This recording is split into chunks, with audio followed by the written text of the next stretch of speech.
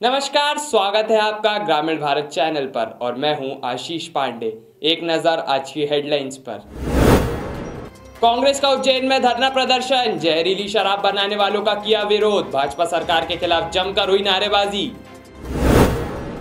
Balaghat Covid care centre में उड़ा corona का मजाक, शराबखोरी व चिकन पार्टी का वीडियो हुआ वायरल, औषधालय सेवक हुए निलंबित। बीजेपी नेता देवेंद्र दोहरे के बिगड़े बोल, अपनी ही बहन के खिलाफ दिया अमर्यादित बयान, कहा जो महिला अपने परिवार की नहीं हुई वो कांग्रेस की क्या होगी। खुद की पसीने की कमाई के लिए तरसता गरीब मजदूर, कोई नहीं ले रहा सोच, छत्तीसगढ़ राज्य ग्रामीण बैंक की बड़ी लापरवाही। उपचुनाव से पहले नेताओं के बीच जुबानी जंग हुई तेज, कांग्रेस विधायक आलोक चतुर्वेदी का भाजपा प्रत्याशी प्रद्युमन सिंह पर पलटवार, कहा जीजा सुरेंद्र और साले प्रद्युमन का मानसिक संतुलन बिगड़ा। अब खबरें विस्तार से। उज्जैन जिला कांग्रेस ने गोपाल मंदिर क्षेत्र, जहां पर जहरीली शराब बनाई जाती थी और बेची जाती थी, उसके बाहर बैठकर धरना प्रदर्शन किया। साथ ही भाजपा सरकार के खिलाफ जमकर नारेबाजी भी की। इस धरना प्रदर्शन में कांग्रेस के कई कार्यकर्ता मौजूद रहे। गौरतलब है कि मेहनत मजदूरी करने वाले गरीब मजदूरों को टारगेट बनाकर शराब की लत लगाकर नशे का व्यापार इस क्षेत्र में फल फूल रहा था, जिसमें विगत दिनों उज्जैन शहर के अलग अलग क्षेत्रों में रहने वाले 15 मजदूरों की मौत हो गई, जिसकी कांग्रेस के नेताओं में जमकर नाराजगी है। और अब कांग्रेस के कार्यकर्ता पदाधिकारियों ने नाराजगी जाहिर करते हुए गोपाल मंदिर क्षेत्र में धरना दिया। भारतीय जनता पार्टी की सरकार और भारतीय जनता पार्टी के नेताओं पर गंभीर आरोप लगाए और धरने में सभी कांग्रेसी मौजूद रहे। कांग्रेसियों की मांग है कि मृतक परिवार के सदस्यों की राज्य सरकार मदद करे और निष्पक्ष जांच हो और दोषियों पर सख्त कार्रवाई हो। आज जो बीजेपी की सरकार हमेशा धर्म के नाम पर बोलती है कि हम महाकाल नगरी और उज्जैन शहर को धार्मिक बनाएंगे, इन्होंने धार्मिक तो नहीं बनाया, इन्होंने अवैध काम पर उज्जैन शहर को कलंकित करा है। आज उज्जैन शहर में, बेस शहर में जहरीली शराब बन रही है। आज उज्जैन शहर में बलात्कार हो रहे हैं। घोंसला में कल एक बालिका के साथ 6 महीने की बालिका के साथ बलात्कार हुआ है और 6 साल की बालिका के साथ। और शिवराज सरकार और उपचुनाव में लगी है। प्रशासन यहाँ का बिल्कुल गहरी नींद, कुंभकर्ण की नींद सो रहा है और मध्य प्रदेश की सरकार कुछ नहीं कर रही है। हमारा बस आगे यही निवेदन है कि मध्य प्रदेश के शिवराज सिंह चौहान को कहना चाहते हैं कि ये जो आप जो कर रहे हैं ये गलत कर रहे हैं। मध्य प्रदेश की सरकार और हमारे पूर्व मुख्यमंत्री कमलनाथ जी के साथ में हम मिलकर मध्य प्रदेश में ईंट से ईंट बजा देंगे। अभी आप असंतुष्ट हैं, सुनने में आया कि जितने लोगों की हटाया गया, सस्पेंड किया गया, कांग्रेस अभी उनसे संतुष्ट है। कांग्रेस को क्या मांगे, किस कांग्रेस की हम उनसे असंतुष्ट हैं। जो जिस टाइप से इन्होंने ये किया, छोटे लोगों पे इन्होंने किया, जो मछली थी एक मछली की तरह से उन्होंने किया। और हम न्यायी जांच के लिए पूरी मांग कर रहे हैं कि न्यायी जांच होना चाहिए। ये न्यायी जांच नहीं कर रही है। इन्होंने 10-10 लाख रुपए का हमने मुआवजा मांगा, ये मुआवजा नहीं दे रहे हैं। और कलेक्टर को जो है उसको सस्पेंड नहीं किया, संभागायुक्त को सस्पेंड नहीं किया। क्या कांग्रेस उनकी मदद करेगी, पीड़ितों के घर जाकर? कांग्रेस पीड़ितों की मदद कर रही है, उनके साथ में खड़ी है कांग्रेस। आर्थिक रूप से मदद करेगी कांग्रेस या सिर्फ सरकार के? हाँ करेगी, उस पर पार्टी में विचार चल रहा है और अभी सरकार से हम लोग मांग कर रहे हैं कि वो मुआवजा दे। बालाघाट के कोविड केयर सेंटर में स्वास्थ्य कर्मियों के द्वारा जाम छलकाने और चिकन खाने की तस्वीरें और वीडियो वायरल हो रही हैं। दावा किया जा रहा है कि ये तस्वीरें और वीडियो बालाघाट के कैखुरी में स्थित एक कोविड केयर सेंटर की है। वहीं जिला प्रशासन ने जांच कर कलेक्टर दीपक आर्य के निर्देश पर औषधालय सेवक ललित यादव को तत्काल प्रभाव से निलंबित किया है। वायरल तस्वीरों और वीडियो में 8 से 10 लोग बैठे हुए हैं और वे शराब के साथ चिकन खा रहे हैं। तस्वीरों के सामने आने पर प्रशासन और स्वास्थ्य विभाग की कार्यप्रणाली पर सवाल उठने लगे हैं। इस वीडियो में बकायदा स्वास्थ्य विभाग के कर्मचारी पार्टी में उपस्थित सभी व्यक्तियों का नाम और व्यवस्थापक का नाम ले रहे हैं। पूरे मामले के सामने आने के बाद अब सवाल उठ रहे हैं कि कोविड सेंटर में दारू और चिकन कैसे और किसकी अनुमति से ले आई गई है। आपको बता दें कि आए दिन बालाघाट के कोविड अस्पताल में अव्यवस्थाओं का आलम देखने को मिलता है, जिसकी वीडियोस भी वायरल हो चुकी हैं। वहीं इस पूरे मामले में सीएमएचओ डॉक्टर मनोज पांडे का कहना है कि ड्यूटी पर तैनात 4 स्वास्थ्य कर्मियों को निलंबित कर दिया गया है।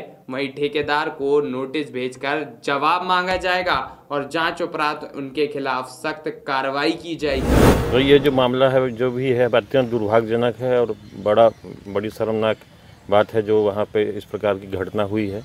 और हम लोगों ने देख करके उसमें जो हमारे रेगुलर कर्मचारी थे 4 उनको तो सस्पेंड कर दिया है और जो ठेकेदार के कर्मचारी थे उनको ठेकेदार को नोटिस अभी दिया है कि उनको तत्काल सेवा से पृथक करें। और इसके अलावा एक कर्मचारी और आयुष विभाग का है, तो इसमें हम आयुष विभाग के अधिकारी को भी लेटर लिख रहे हैं कि इनको भी आवश्यक कार्य की जाए। भागी जांच होगी या नहीं अभी सीधे सस्पेंड कर दिया है। इसमें एफआईआर की भी कार्रवाई की जाएगी? नहीं, एफआईआर की। जैसे ही उपचुनाव की तारीखें नजदीक आती जा रही हैं, प्रदेश में नेताओं के बीच जुबानी जंग भी तेज हो गई है। कांग्रेस प्रत्याशी आशा दोहरे पर उनके ही भाई देवेंद्र दोहरे ने विवादित व अमर्यादित बयान दिया है।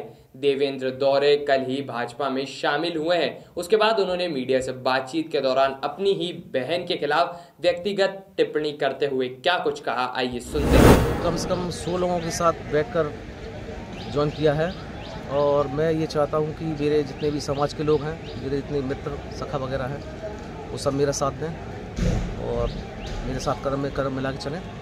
जबकि आपकी बहन, सगी बहन कांग्रेस से प्रत्याशी हैं, पर आपने बीजेपी की सदस्यता क्यों ली? क्या कारण हुआ ऐसा?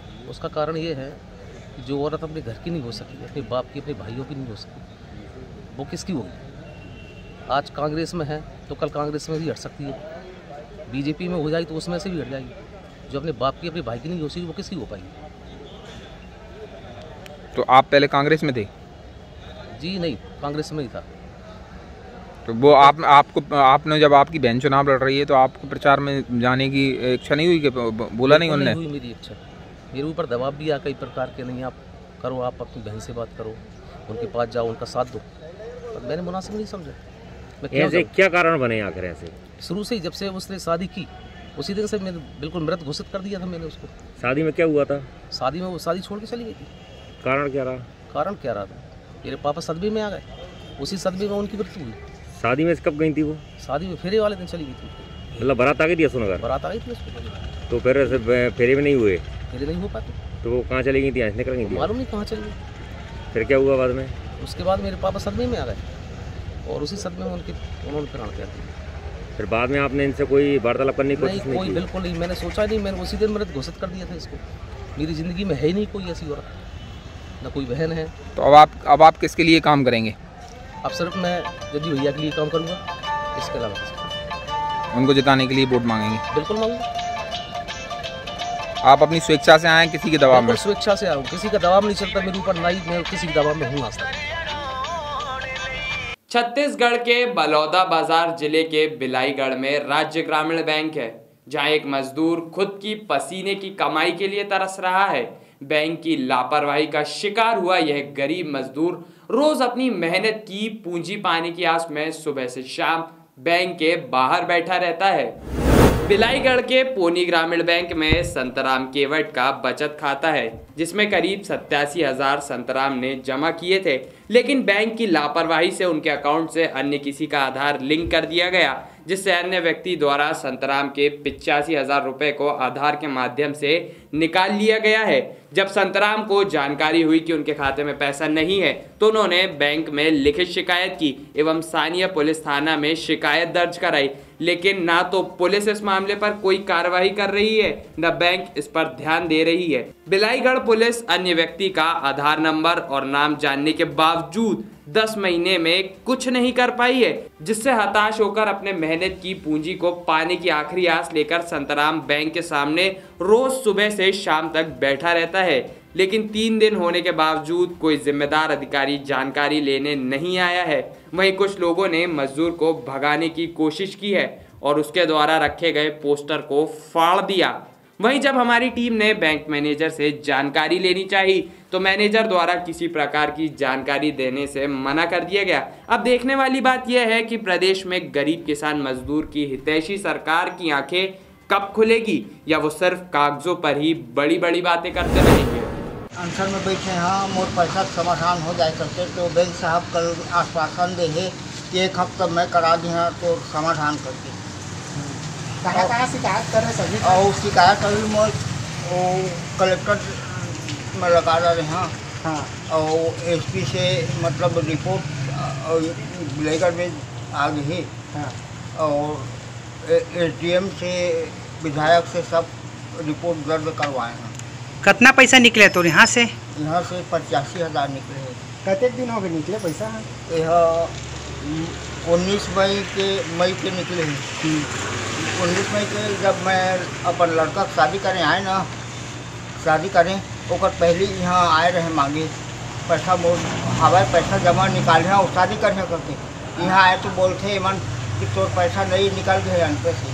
बोला कोई और बाकी जब आपको नहीं मिले कि कौन जगह से निकले हैं, मैं कब निकले हैं करके पूछे तब भी मेरा जवाब नहीं निकले। बैंक में मैनेजर कहाँ करते हैं? बैंक मैनेजर और आधार नंबर लगे हैं ए नाम के ऐसे करके, मतलब वो पुलिस में जानकारी दी, मोला जानकारी नहीं दी। सब मीडिया वाला बोल दे है कोई लग जानकारी हो, वो जानकारी हो वो अपन साहब दे है। आश्वासन कब से दे जाते हुए? अभी बैठे तब आश्वासन दी से। इतना दिन से क्या बोला थी से? कल दिन से नहीं आए तो पैसा निकल गए अंतर कहा कैसे जाने। और अब बैठे हैं तो कल मोला वो आश्वासन दे सी कि 1 हफ्ता तक मोला टाइम दे से करके। तभी अनशन जारी रही कि बंद जारी रही? जब तक मोर समाधान नहीं हुई तब तक तो जारी रही, जारी से जाने का। मध्य प्रदेश में 28 सीटों पर उपचुनाव होने हैं, जिसके चलते नेताओं के बीच बयानबाजी तेज हो गई है। छतरपुर विधायक आलोक चतुर्वेदी ने भाजपा प्रत्याशी प्रद्युमन सिंह पर पलटवार करते हुए कहा कि बौखलाहट के कारण जीजा सुरेंद्र और साले प्रद्युमन सिंह का मानसिक संतुलन बिगड़ गया है। कि साले जीजा का मानसिक संतुलन बिगड़ गया है और वो मैंने जो कहा था, जो उनके नामांकन में उन्होंने स्वयं भरा है, सारी चीज़ें उसमें आ चुकी हैं। और मैंने जो बात कही थी वो गलत नहीं कही थी कि पिछले चुनाव में उन्होंने संपत्ति का ब्यौरा जो दिया था और आज संपत्ति का ब्यौरा क्या है। 15 महीने में इतनी जल्दी जो संपत्ति का बढ़ना है। उपचुनाव से पहले बीजेपी को बड़ा झटका लगा है। अशोकनगर विधानसभा सीट से भाजपा के प्रत्याशी जजपाल सिंह जज्जी पर आचार संहिता के उल्लंघन का मामला दर्ज हुआ है। शहर के वेदांत भवन में पंचायत सचिवों की बैठक में भाजपा प्रत्याशी के शामिल होने का कांग्रेस ने आरोप लगाया है। मौके पर पहुंची प्रशासनिक टीम को यहां से भाजपा प्रत्याशी जजपाल सिंह जज्जी बाहर निकलते हुए नजर भी आए हैं। एफएसटी ने कोतवाली में जजपाल सिंह जज्जी के खिलाफ मामला दर्ज कराया है। इसमें अज्ञात में पंचायत सचिव भी आरोपित हैं। उज्जैन के आदर्श ग्राम कायथा में एक शव मिला है जिसे कोई नहीं पहचानता है। शव के पास कुछ सामान भी प्राप्त नहीं हुआ है जिससे मृतक की पहचान हो सके। निजी थाना प्रभारी का कहना है कि वो प्राप्त जानकारी के अनुसार घटनास्थल पर पहुंचे और शव बरामद किया। मृतक की आयु लगभग 40 से 45 वर्ष है। उत्तर प्रदेश के सिद्धार्थनगर में विकासखंड बडरपुर की ग्राम पंचायत बडरपुर 13 के ग्राम मधुबनिया में मिशन शक्ति अभियान के तहत बाल विकास एवं पुष्टाहार विभाग द्वारा संचालित अन्नप्राशन एवं गोद भराई कार्यक्रम का आयोजन किया गया, जिसमें विशेष सचिव महोदया द्वारा एक महिला की गोद भराई एवं 2 बच्चों का अन्नप्राशन कार्यक्रम संपन्न किया गया। इस अवसर पर मुख्य विकास अधिकारी उपस्थित रहे। खबरों के अंत में एक बार फिर नजर डालते हैं हेडलाइंस पर। कांग्रेस का उज्जैन में धरना प्रदर्शन, जहरीली शराब बनाने वालों का किया विरोध, भाजपा सरकार के खिलाफ जमकर हुई नारेबाजी।